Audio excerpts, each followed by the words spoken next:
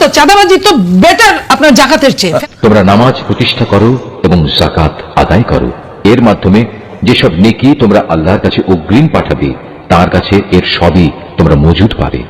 তোমরা যা কিছুই করো আল্লাহ তাআলা অবশ্যই এর সব কিছু দেখতে পান। কি খবর, কি বুঝলেন ভাই? আমরা বাঙালি হঠাৎ করে ক্ষমতা পেলে হুটহাট করে যে কোনো কথাই বলতে পারি, মানে ক্ষমতায় আমাদের সকল, আমরা কাউকে পরোয়া করি না।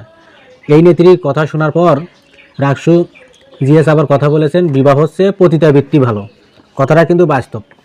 কিছুদিন পর বলবে যে না, ভাতারের চেয়ে নাঙ্গে ভালো, মানে নাঙ্গের সাথে সবসময় সংসার করো, ভাতার লাগবে না।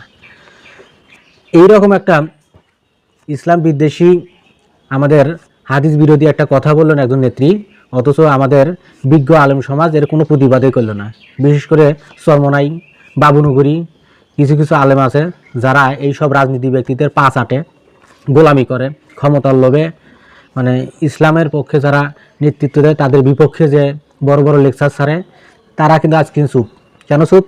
কথা বলবে না কিন্তু, কারণ ওই কথা বললে পরে তেলবাজ হবে না, পাচাটাচিটি করে কিছু পাওয়া যাবে না। বর্তমান সমাজের হলো এই অবস্থা। মানে কি বলবো, আরেকটা বিষয় জানেন, সমাজের এইসবের নেতৃত্বের কথা শোনার পর যাদের প্রেশার লো আছে তাদের ওষুধ খাওয়া লাগবে না, কিন্তু এই কথা শুনবেন দেখবেন যে প্রেশার হাই হয়ে গেছে, একদম সমান।